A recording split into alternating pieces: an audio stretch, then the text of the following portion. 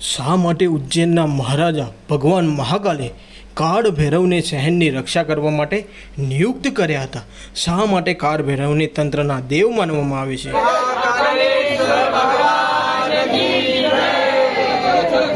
સામાન્ય ભક્તોથી લઈ પ્રાચીન તંત્ર વિદ્યાના જાણકાર તાંત્રિક સુધી બધા જ કાળ ભૈરવના દર્શન કરવા માટે શા માટે આવે છે?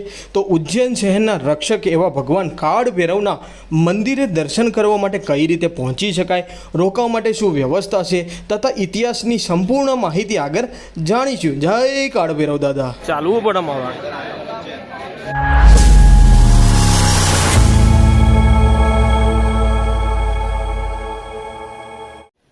જય માતાજી, જય શ્રી કૃષ્ણ મિત્રો. આજે આપણે આવી ગયા છે મધ્યપ્રદેશમાં, જ્યાં ઉજ્જૈનમાં આપણે મહાકાલેશ્વરના, હર્ષિદ માતાના, કાલ ભૈરવના અને ગઢ કાલિકા માતાના દર્શન કરીશું. તો જય માતાજી, જય શ્રી કૃષ્ણ. ભગવાન કાળ ભૈરવનું મંદિર ઉજ્જૈન શહેરથી આશરે 8 કિલોમીટર દૂર આવેલું છે. તો ફાઇનલી આપણે પહોંચી ગયા છીએ ભગવાન કાળ ભૈરવના મંદિર તરફ. તમે જો પોતાનું વ્હીકલ લઈને આવો છો તો અહીંયા પાર્કિંગની વિશેષ વ્યવસ્થા કરવામાં આવી છે. જો તમે ઉજ્જૈન રેલવે સ્ટેશનથી આવવા માંગો છો તો તમને રિક્ષા, ટેક્સી અથવા લોકલ બસ મળી જશે અને સહેલાઈથી અહીંયા પહોંચી શકાય છે. હવાઈ મુસાફરીથી આવતા ભક્તો માટે ઇન્દોર સૌથી નજીકનું એરપોર્ટ છે, જે આ મંદિરથી 60 કિલોમીટર દૂર છે. ત્યાંથી તમે ટેક્સી અથવા બસ દ્વારા ઉજ્જૈન પહોંચી શકો છો. રહેવા માટે શહેરમાં હોટલ અને ધર્મશાળાઓની પણ સારી સુવિધા છે. ભગવાન કાળ ભૈરવનું નામ લેતા લેતા અને ધીમે ધીમે ચાલતા મંદિર તરફ આપણે પહોંચી રહ્યા છીએ. તો બોલો ભગવાન કાળ ભૈરવની જય.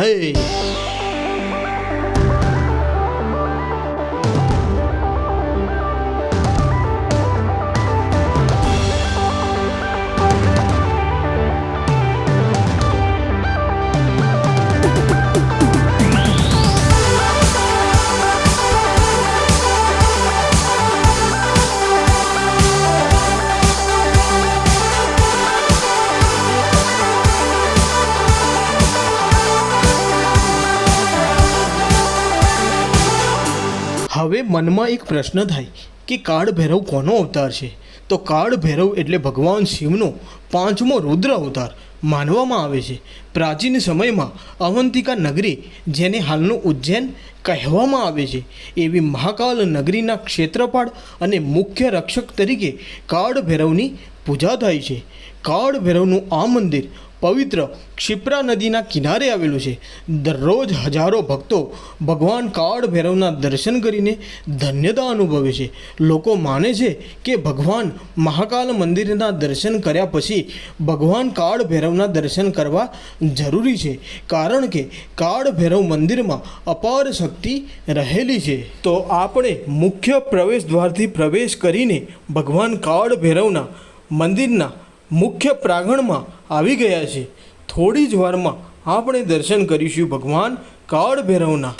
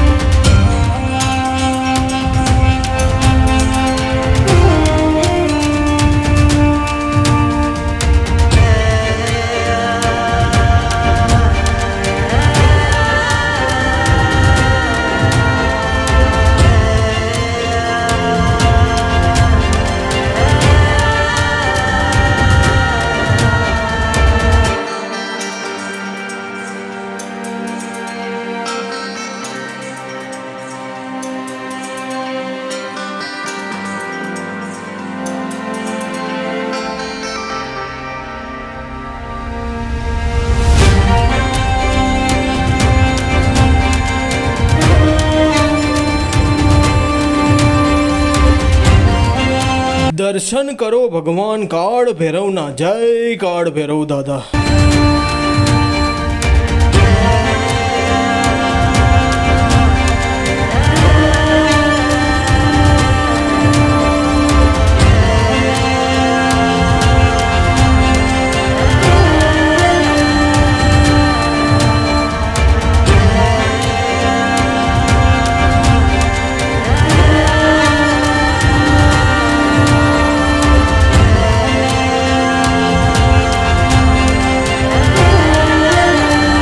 ખૂબ જ સુંદર અને વ્યવસ્થિત રીતે કાળ ભૈરવ દાદાના દર્શન થઈ ગયા છે, ત્યારે આપણે હવે બહારની તરફ આવી ગયા છે.